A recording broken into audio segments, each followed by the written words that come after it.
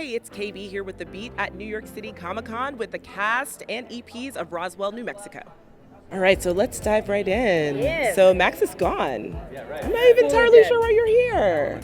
It just... He's a big fan of the city. We're Me gonna get neither. pizza at I some love point. New York. I love New York. I'm just here to say I love New I York. tagged along. There was an extra ticket. You're I'm like, here. put my name on that extra ticket. I'll be there. That's fine. No big deal.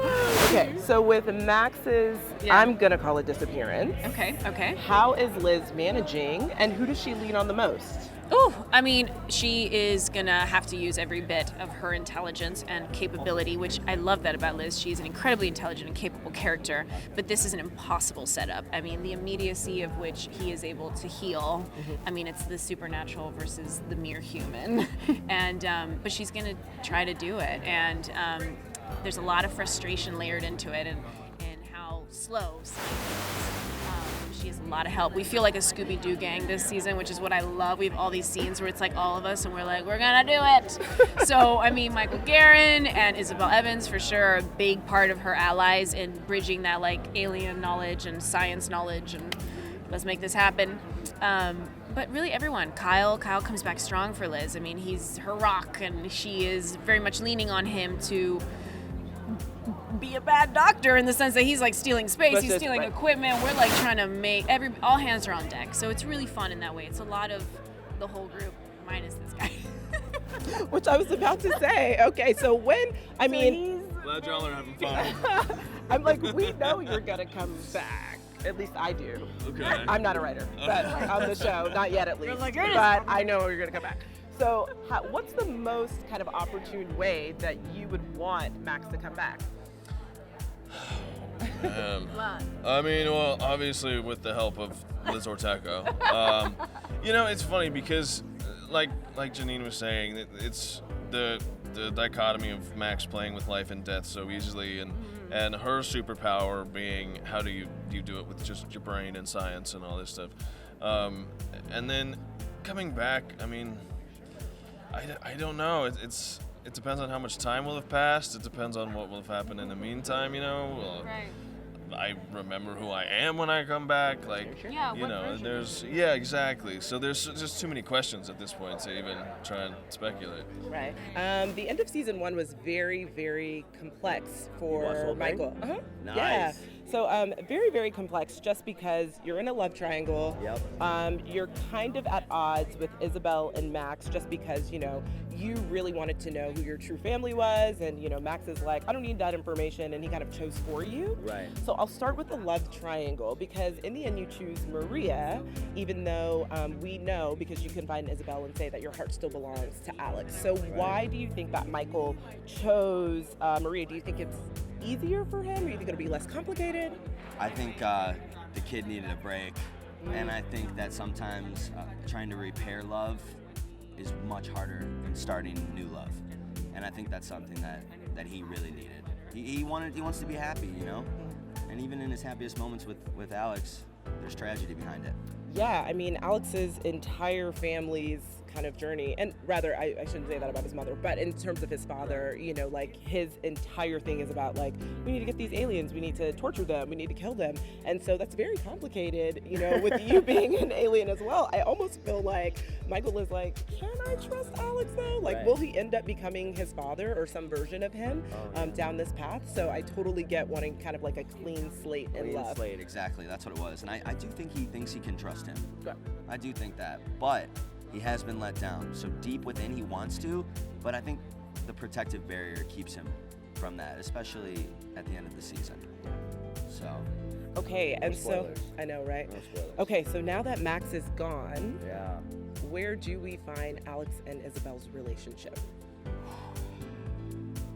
Or you're saying Alex and Isobel? Oh, sorry. No. Michael and Isabel. Oh yeah, I was about to say. I was like, you know something I don't know? Right. They become best friends over this. So you're saying Michael and Isobel? Yeah. I think, they're coping with tremendous loss, both in very different ways.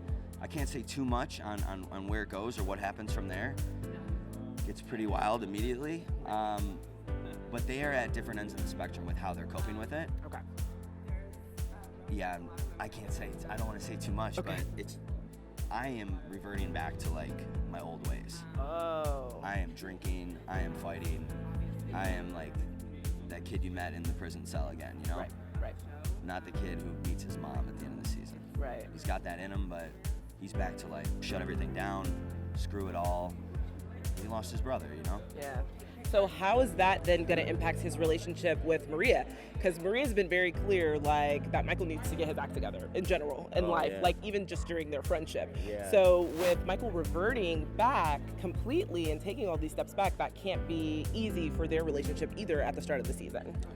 No, it's not easy at all, and especially Heather Hemmons, you know, who plays Maria, of course. She always looks after me in real life, so on screen, she's really looking after me now, and I think she's a little fed up with my behavior. Okay. But we'll see what happens. Okay.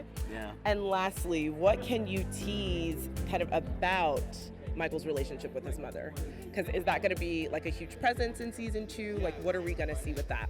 Oh man. Well, I don't know what I can't say, but I will say that I'm on a mission in season 2 to find out more about my mom. 100% more on a mission.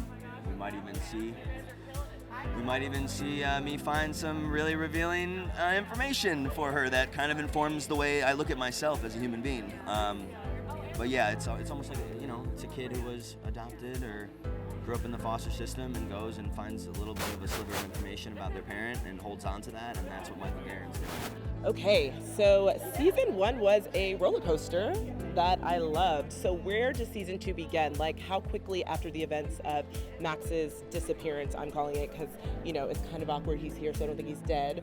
But, you know, how soon after do we pick up? Yeah, but it really is awkward that he's here. We keep trying to tell him that he's fired, and he keeps showing up to things. And like he's doing the lighting. He's just Getting coached though, so we brought him along. yeah, he's coached. Yeah. Right. He's good when you're like a little wobbly and you're trying to get in the car. Yeah. So good hand to have.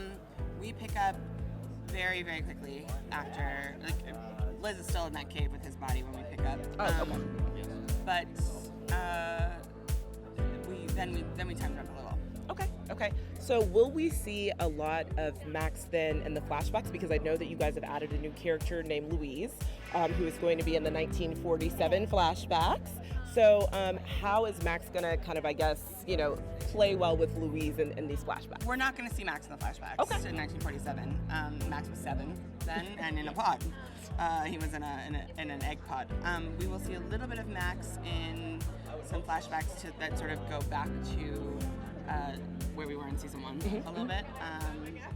But yeah, no 1947 Max. Okay, so then what can you tease about 1947 and Louise's interaction and everything we'll see there? Like, well, season 2, because you had a little bit of flashbacks to 1947 in season 1, but it was like very minimal. So yeah, like how much more of that are we going to see in season 2? We're going to see a little bit more. We're actually going to do a story within a story this year. So there is 5 or 6 episodes that will unfold in 1947, and they dovetail in. I will say that people, though, that were in those little snippets last year do make a return.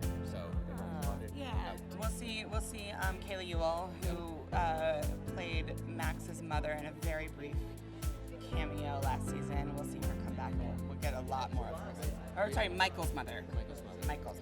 we also met Harlan Maines last year. He makes an appearance in 1947 as well. Okay. There's a Valenti in 1947. Ooh. It's very like Back to the Future. Right. Everybody's played by Michael J. Fox. Yeah, we're looking for our bit. Everyone is We're played going by to have Michael J. 37 characters, just Michael J. Fox. Now that she is an independent woman, she's really kind of, you know, taking a step back from, you know, these male relationships. Rosa is coming back. So how is that going to impact her relationship with Isobel? You know, I felt like in season 1, spent a lot of time kind of diving into that relationship, and we kind of find out that it's a little fake. You honestly don't know what's real and what's not because of the control that kind of Noah was doing. So are they going to have a chance to rebuild? You know, Isobel felt really guilty about being the one, you Bad know. news. I've got goosebumps just thinking about what I did to her. I'm like, sorry. And it's crazy because she wasn't the one doing it, and yet it was her body. She has these memories. She's got the memory of killing that girl, and so that lives in her body. And yet Noah was the one who was nice to Rosa. Actually, all the times that Isobel and Rosa were friends, it was not also Isobel in there. So she has the memories also of her being nice and them having a good relationship. But when she was left to her own devices, she was not very nice to Rosa.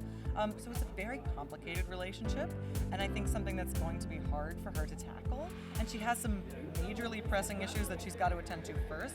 But that is something that is going to be really interesting, I think, for fans to see as it moves forward, is the way that these two characters, who were both victimized by the same man, are going to come into contact with each other. I mean, imagine from Rosa's perspective being like, I remember you murdering me. Can we be like, friends? we're not friends? I'm not sure. Are we friends? But are we? But also 5 minutes have passed by in that pod for her, so now Exactly. she's probably like, maybe you've changed in the last 10 years? Right. Or Have you? I don't know. Or have you? Yeah, it's going to be great. And I love working with Amber. She's incredible. And there was something there too between them. I mean, it was Noah was in love with Rosa, and yet that was through Isabel's body. So I think there's also that's a little confusing for Isabel, where she's like, She's like, am I in do love I with have Rosa? a feeling? I'm feeling a certain kind of feeling. What is going on? So that's great. It's fun. It's like something to tease out. Okay, and so last question, how are Isobel and Liz? Because, Liz holds a lot of resentment towards Isobel. She's really trying not to, but, in her eyes, it was Isabel's hands, which, to be fair, it was, that killed her sister, and that's really hard. But now that Max is gone, they're both kind of grieving, his loss. So will this bring them closer together, do you think, or? Yeah, I mean, I think that Isobel has literally no one to turn to except some unexpected characters that she might need to just really be, and yet she also really resents Liz because she gets to have her sister back at the expense of my brother. So it's like this weird switcheroo that happened. And we saw, I think, at the end, maybe in episode 12 or so, that Liz actually offered support to Isobel. She's like, you were victimized, it's okay, what do you need? And that was the first time that Isobel had a positive female relationship. I don't think she ever played nice with girls. She didn't know how. She's like, I got my dudes, I'm good. And now I think she's going to need females who will understand her and support her.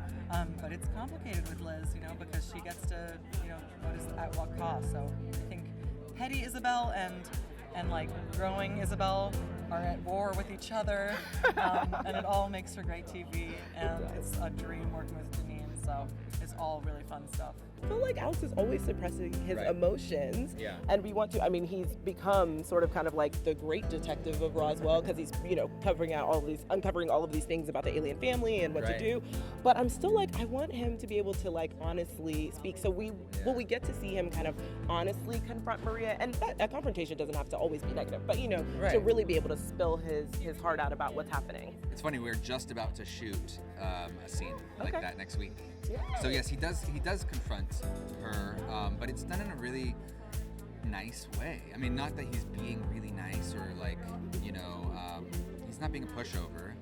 He's explaining to her like, I get it, and she's like, I would not have even gone there had I known. And he's like, I know, I got it, One thing I will say though is Alex is not a pushover this season. Yes. He is, man, he's like picking fights, he's roughing people up, he's demanding information, he is making moves. Yeah. So he's coming out of a shell for sure. He started season 1 in a shell, very, very broken, and he is coming out of that shell. Well, and totally embracing his sexuality now. He's actually dating someone else. Ooh, yes. Yes. Or toying with the idea of it. So, he is on a journey. That was a great opening of yours, because he is on a journey. Perfect. Yeah. Perfect. Okay, so last question. What do you want to see for Alex this season? Kind of what is the big character growth that you really want to see for him by the end of season 2? It's hard because I don't know how many seasons it's going to go, so I don't know if I really want this by the end of this season, but I really would love for him eventually, in general, to just get to a point where he doesn't feel like he has to fight as much, or he doesn't feel like he has to hide as much, where he can just be. And I do think Carina has plans for that evolution a bit by the end of the season. He kind of does get to a point where he is just kind of a little bit more comfortable in his own skin. So I think that's the goal, and that's what I want for him as well.